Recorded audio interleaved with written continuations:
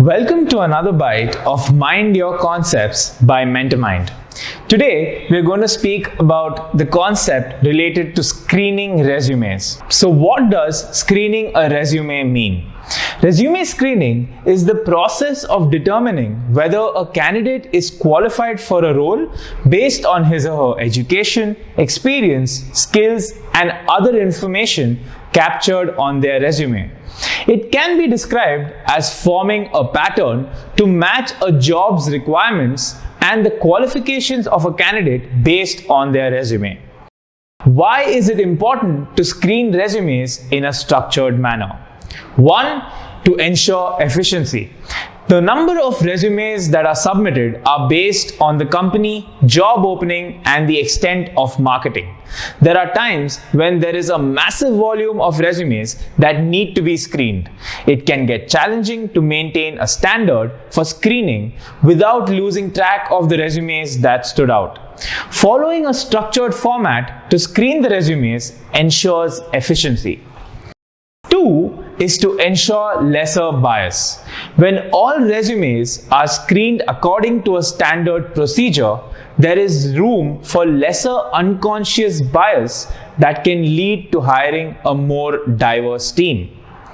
3. To be able to pay more attention. Following a system allows the hiring team to pay attention to strong resumes as well as candidates who show potential but do not have a strong resume. So what aspects of a resume do you need to pay attention to while screening? The level of importance of each aspect can vary depending on the role. You can broadly focus on the following elements while screening a resume. First, work experience. This refers to the candidate's prior work experience, any work-related accomplishments, and so on. Second, education. This refers to their higher education, their academic achievements, etc. Third, skills, knowledge, and competencies. Now, this can be backed up by certifications or can be verified through any references provided by the candidate. Still, it's usually tested further when the candidate proceeds to the selection process. Specific jobs require the candidates to undergo skill training as part of their onboarding process. Assess the importance of this aspect. Fourth, personality and values. This can be compared with the company culture. If this information is not disclosed in the resume, it can be explored during the interview. Now, how can I screen a resume? You can take the following steps while screening candidates. Step 1. You need to screen each resume based on the minimum criteria. The minimum criteria refers to the essential, certifiable, typically non-negotiable criteria that a candidate has to meet to be considered for the role.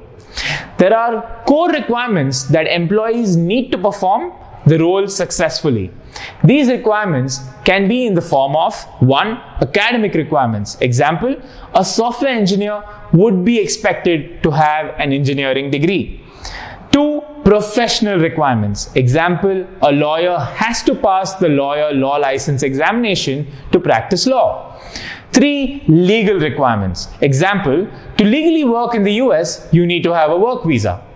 And 4. Practical requirements. Example, a manager might be required to have specific years of leadership experience to take up that particular role.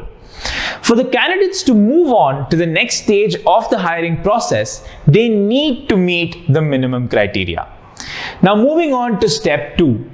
Screen the resumes based on preferred qualifications. The preferred qualifications refer to the skills and experiences that will give the potential candidate the highest chance of success in the role. While the absence of this qualification isn't necessarily a deal breaker, they provide a fast and effective way to identify top candidates to interview. Creating an ideal candidate profile beforehand can help you identify the preferred qualifications. Step 3. Make a note of general impressions. The previous 2 steps need to be given the most attention. However, this qualitative review of the resume can give you better insight about the candidate. Review the following: How much attention has the candidate paid to his or her resume? Has the candidate mentioned any quantifiable impact that they've made? It can refer to prior job data, awards, recognition, etc. Are there any gaps in the candidate's work timeline? Gaps can be addressed during an interview. Now, step 4 is the final step, which is to shortlist the candidates based on their resumes. What are the certain things you should look out for while screening? Now, few of the things that you should look out are the following.